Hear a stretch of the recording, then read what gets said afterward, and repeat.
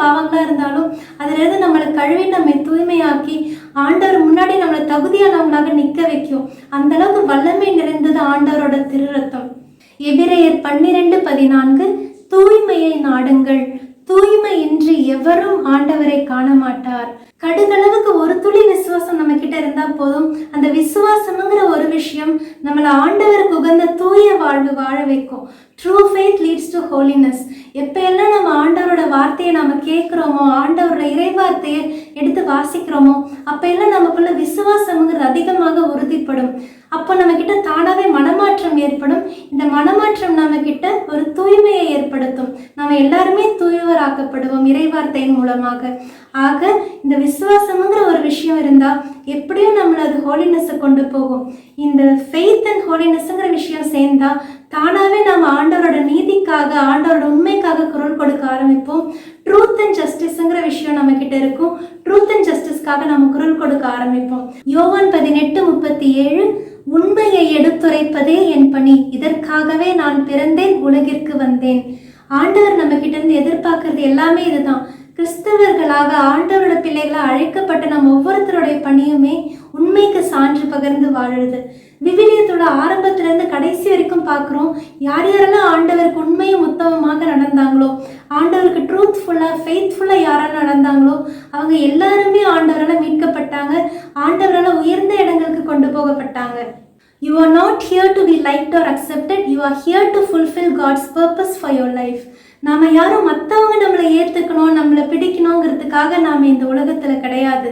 ஆண்டவரோட திருவுளத்தை நிறைவேற்ற நம்ம மூலமாக ஆண்டவருடைய திட்டங்களை நம்ம செயல்படுத்துறதுக்காக தான் நம்ம எல்லாருமே படைக்கப்பட்டிருக்கிறோம். மதர் தெரேசாவும் சொல்றது போல, God has not called me to be successful. He has called me to be faithful. Saint Teresa of Calcutta. அதுதான் நம்ம ஒவ்வொருத்தருடைய அழைப்புமே. நம்ம ஆண்டவருக்கு எந்த அளவுக்கு பிரமாணிக்கமாக இருக்கும், இந்த உண்மையும் உத்தமமாக இருக்கிறது, அந்த ஃபெய்த்ஃபுல்னஸோட ட்ரூத் அண்ட் ஜஸ்டிஸ்க்காக நம்ம ஆண்டவருக்கு ஏற்ற வாழ்க்கையை வாழ்றது தான் நம்ம ஒவ்வொருத்தருடைய கிறிஸ்தவ அழைப்போம். நம்ம எல்லாருமே பைபிளை படிக்கிறது அவசியம்தான். இறைவார்த்தையின் மூலமாக தான் ஆண்டவரை நம்மளால புரிஞ்சுக்க முடியும். அந்த காட் அண்டர்ஸ்டாண்டிங்கிறது இறைவார்த்தையின் மூலமாக தான் நம்ம ஒவ்வொருத்தருக்கும் கிடைக்கும். நம்மளால ஆண்டவரை புரிஞ்சுக்க முடியும், நம்மளையும் நாம புரிஞ்சுக்க முடியும். நான் என்ன பண்ணிட்டு இருக்கேன், நான் எதெல்லாம் மாத்திக்கணுங்கிறது நம்மளால புரிஞ்சுக்க முடியும். அதுக்காக ஒருத்தர் யாரெல்லாம் பைபிளை படிச்சு முடிச்சிருக்காங்களோ, ஃபுல்லா பைபிளை கரைச்சி குடிச்சிருக்காங்களோ அவங்க மட்டும்தான் ஹெவனுக்கு போவாங்க, அவங்க மட்டும்தான் மீட்புக்கு உட்பட்டவங்கன்னு நம்ம சொல்ல முடியாது. எத்தனையோ படிக்காத பாமர மக்கள் இருக்காங்க, பழங்குடியினர் இருக்காங்க, சிலர் பைபிளை பற்றி தெரியாதவங்க இருக்காங்க, ஆண்டவரை பற்றி தெரிஞ்சு ஏற்றுக்காதவங்க ஒரு சிலர் இருக்காங்க. இருந்தாலும் அவங்களோட வாழ்க்கை அந்தளவுக்கு ஒரு நெறியுடைய வாழ்க்கையாக, ரொம்ப ப்ராப்பரான ஒரு மாரல் லைஃபாக எத்தனையோ பணிகளை மக்கள் செஞ்சுட்டு தான் வந்துட்டு இருக்காங்க. எத்தனையோ என்ஜிஓஸ் இருக்குது, ட்ரஸ்ட்ஸ் இருக்குது, கவர்மெண்ட்லேருந்து எத்தனையோ பேர் செஞ்சுட்டு தான் இருக்காங்க. துணி இல்லாதவங்களுக்கு துணியை கொடுக்கறது, பசிச்சவங்களுக்கு சாப்பிட வைக்கிறது, தாகத்தில் இருக்கவங்களுக்கு தண்ணி கொடுக்கறது, நோயுற்றவங்களை போய் பார்த்துக்கிறது, சிறையில் இருக்கவங்களை போய் சந்திக்கிறது, இந்த மாதிரி ஆண்டவர் நம்ம கட்டளையிட்டு இருக்கிற எல்லா விஷயங்களையுமே உலகத்திற்கு எத்தனையோ பேர் செஞ்சுட்டு தான் இருக்காங்க. அதுக்காக அவங்க இந்த சோலா ஸ்கிரிப்துராங்கிற இந்த பைபிளை படித்து ஃபுல்லாக கரைச்சி குடிச்சிக்கிட்டது, ஃபுல்லாக பைபிளை தெரியும்னு இருக்கிறது, இல்லை இந்த முழுக்க ஞானஸ்தானம் எடுக்கிறது, இதை பண்ணலைங்கிறதுக்காக ஆண்டவரை அவங்க நிராகரிச்சிட மாட்டார்.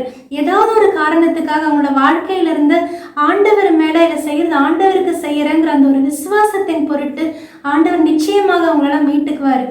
ஆண்டவர் செயல்படுறதை நம்ம யாருமே ஜட்ஜ் பண்ணி இப்படிதான் சொல்ல முடியாது. ஆண்டவர் ஒவ்வொருத்தருமே குழந்தையா தான் பார்க்குறாரு. ஒவ்வொருத்தருக்குள்ள இருக்கிற அந்த ஒரு துளி விசுவாசம், அந்த உண்மைத்தன்மைங்கிறது தான் ஆண்டவர் ஒவ்வொருத்தருக்கிட்டையுமே பார்க்குறாரு. எல்லாரையுமே ஆண்டவர் எப்படியாவது மீட்டுக்கொள்ளணும்னு தான் ஆண்டவர் பார்த்துக்கிட்டே இருப்பார். ஈவன் இந்த ரிச்மன் அண்ட் லாசரஸ் அந்த ஊமையிலையும் நம்ம பார்க்குறோம். செல்வந்தரும் இருக்காரு, லாசரும் இருக்காரு. லாசர் எதுவுமே பெருசாக பண்ணலையே, அவர் என்ன பண்ணாரு, பண்ணதெல்லாம் அந்த மேஜையிலேருந்து செல்வந்தர்கிட்ட டேபிள்லேருந்து விழுற எல்லாத்தையுமே சாப்பிட்டுட்டு இருந்தார். மற்றபடி யாரையும் போய் கேட்டு எதுவும் வேணும்னு தொந்தரவு பண்ணது கிடையாது. அவரோட நோயையும் வலிகளையும் குறித்து அவர் எதுவும் முணுமுணுத்தது கிடையாது. ஆனால் லாசர் இருக்கும்போது என்னானாரு, ஆபிரகாமோட மடியில் போய் விண்ணகத்தில் அவர் அவ்வளோ கம்ஃபர்ட்டாக கிடைச்சது அவருக்கு. அவர் பெருசாக வாழ்க்கையில் என்ன பண்ணிட்டாரு, அமைதியாக இருந்துட்டு அவரோட துன்பத்தை ஏற்றுக்கிட்டு ஏதோ ஒரு விதத்தில் அவர் ஆண்டவரை நம்பினாரா, விசுவாசத்தோடு இருந்தாரா, அதை பற்றியெல்லாம் நான் ஜீசஸ் எதுவுமே சொல்ல கிடையாது. ஆனால் அவரோட வாழ்க்கையை அவர் வாழ்ந்து அவரோட கடமையை முடிச்சுட்டு போனார். அந்த பர்பஸ் ஃபுல்ஃபில் ஆயிடுச்சு. இதே போல தான் சிலுவையில் ஆண்டவரோட தொங்கிட்டு இருந்த அந்த 2 கல்வர்களில் நல்ல கல்வன், அவர் எதுக்கு நல்ல கல்வன் ஆனார்? சிலுவையில் அவருடைய தவறை உணர்ந்த அந்த செல்ஃப் அவேர்னஸ் இருந்தது. நான் இதுதான் என்னுடைய வாழ்க்கையில் பண்ணிட்டு இருந்தேன், என்கிட்ட இருந்த ஐடல் வர்ஷிப், நான் மற்றவங்களோட பொருள்களை நான் திருடிட்டு இருந்தேன், அந்த ஐடல் வர்ஷிப்புங்கிற விஷயத்த நான் பண்ணேங்கிறத, அந்த பாவத்தை உணர்ந்து அங்கே அவர் மனம் மாறுறாரு. அந்த செல்ஃப் அவேர்னஸ் அவர்கிட்ட இருக்கு. அடுத்ததாக ஆண்டவர் இறைவனுங்கிறத கன்ஃபஸ் பண்றாரு. இவர் ஒரு குற்றமும் செய்யவில்லையே அப்படிங்கிறதுலையும், அதே போல ஆண்டவர் மேல இருக்க நம்பிக்கையையும் அறிக்கையிடுறாரு. ஆண்டவரே, நீர் அரசாட்சிக்கு வரும்போது என்னை நினைவு கூறும் அப்படின்னா, எப்படியும் ஆண்டவர் அதுக்கான உரிமை இருக்கு, அதுக்கான அதிகாரம் இருக்கு, ஆண்டவர் என்னை மீட்டு கொள்வாருங்கிற அந்த விசுவாசத்தோட டிக்ளரேஷனும் அதுதான், கன்ஃபெஷனும் அங்கே இருக்கு. இதன் மூலமாக அந்த லாஸ்ட் 1 நிமிஷத்துல அவர் மீட்டு கொள்ளப்பட்டாரு. இந்த லாசரும் சரி, அந்த நல்ல கல்வரும் சரி, இவங்க 2 பேரும் முழுசா பைபிளையோ திருச்சட்டங்களையோ கரைச்சி குடிச்சவங்க கிடையாது. ஏதோ ஒரு விதத்தில் ஆண்டவருக்கு ஏதோ ஒரு வாழ்க்கையை வாழ்ந்தவங்க, மனம் மாறினவங்க, அந்த தூய்மையான இடத்துக்கு அவங்க கொண்டு வரப்பட்டாங்க. ஆண்டவரால் தூய்மைப்படுத்தப்பட்டாங்க, துன்பத்தின் மூலமாகவோ மனமாற்றத்தின் மூலமாகவோ. இவங்களும் கூட கடைசி நேரத்தில் முழுக்க ஞான ஸ்நானமும் எடுக்கல. அதனால நம்ம எந்த ஒரு விஷயத்தை ரிலீஜியஸ் தாட்ஸையும் வச்சு இதுதான் ஆண்டவர், இதுதான் ஆண்டவரோட செயல்பாடுன்னு நம்ம ஒரு ரிலிஜியனுக்குள்ளேயோ பைபிள்குள்ளேயோ ஆண்டவர் அடக்க முடியாது. ஆண்டவர் அந்த அளவுக்கு பெருசாக செயல்படுறவர், அவர் யோசிக்கிற விதங்கள்லாம் நம்மளால புரிஞ்சுக்க முடியாது. ஆண்டவரோட பேஸ் எல்லாமே முழுக்க முழுக்க ஆண்டவரை பற்றி நம்ம சொல்லணும்னா, கடவுளை ஒரே வார்த்தையை நம்ம சொல்லணும்னா அன்பு. அது மட்டும்தான் ஆண்டவர். எப்படியாவது என் பிள்ளைய நான் என்கிட்ட கூப்பிட்டுப்பேன், அதுதான் ஆண்டவர் செயல்படுற விதம்.